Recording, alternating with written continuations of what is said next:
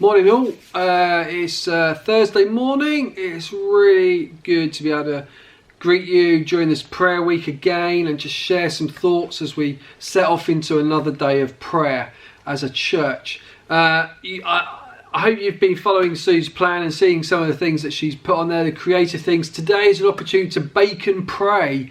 I prefer bacon actually. No, bake some cakes and pray, that'd be really good. Maybe if you want to bake some cakes actually and give them to Sarah or Simon Bosworth, because they're putting some blessing boxes together for our church to send out into our community. They've already been sending out blessing boxes to the butchers, to the veg shop, to the post office and to the fish shop, and if we had a candlestick maker I guess they'd get one too. But you know, as a community of believers, as a people of God, our response to what God has done for us is to be a blessing to others, isn't it? And that is found in that word that we have of being a community, being as one.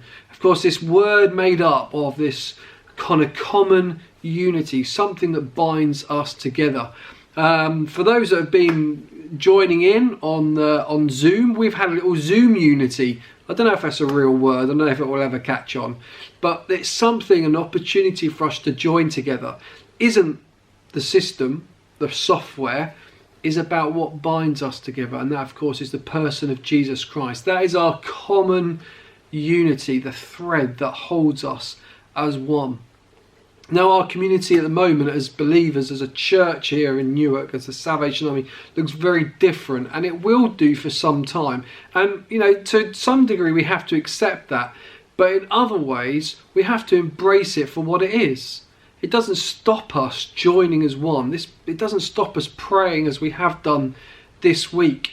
In verse 32 of Acts 4 that we've been looking at over this week, and I've been just reflecting on parts of that for us, it says that all the believers were in one heart and mind.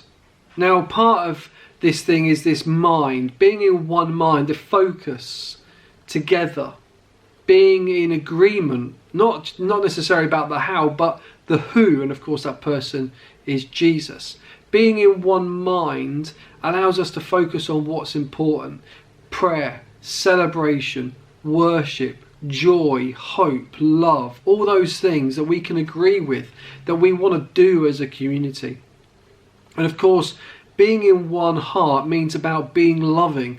And the reason why I'm here this morning in the lounge, which is now the food store, and will become the lounge again at some point when things change once again, is that actually is when we love as a community, we have to respond. I was really challenged by Richard Linford's thought for the day that came out last week about actually there is this passage in James that we're reminded about, that faith without actions is dead. Faith without a community is also the same. And as a church we have an opportunity to share with those people around us. Yes, with one another in our church in different ways, but those people around us. You know, we have an opportunity for this time to define who we are as a church in Newark.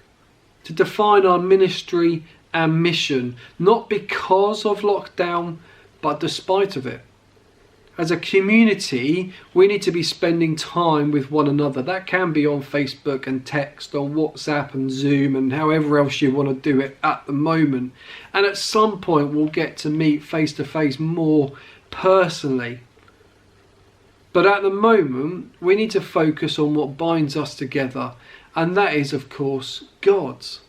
The blessing that Jesus is to us. Now, it doesn't mean that we're not allowed to disagree with one another. We're not allowed to criticise one another. We do need to not get sidetracked by those things, but we can still disagree well. We may be of like mind in what we want to achieve and what we want to do, but how we do it will differ. However you're doing it where you are, awesome, fantastic. Whether it's blessing boxes, whether it's a prayer list of intercession for our church, somewhere in the middle, that is what being a community is all about. If ever the church was needed it is now, but it will always be needed.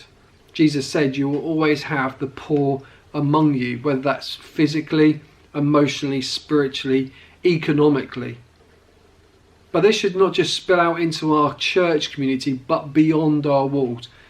This is why we do what we do here.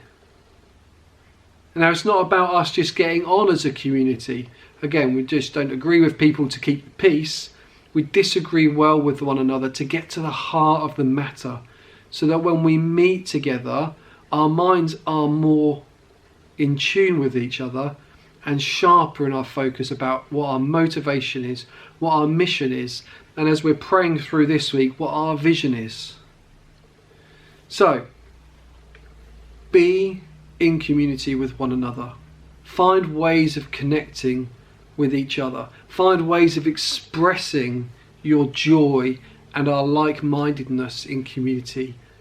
Take it beyond our wall. Take it into your home and into your street. Be a blessing to one another. Be a blessing to your community. But can I also urge you, as I finish this morning, to be ready to receive the blessing back. Whether that is from God, whether that is directly from another person, but be open to receive a blessing. Not all of us are as good at dealing with that as we are about giving out. Take time today, not just to be a blessing, but to receive a blessing from your community, whether that's your church family, whether that's your physical family, whether it's the people in your street. Open yourselves up, make yourselves aware of the blessing that God wants to give to you today.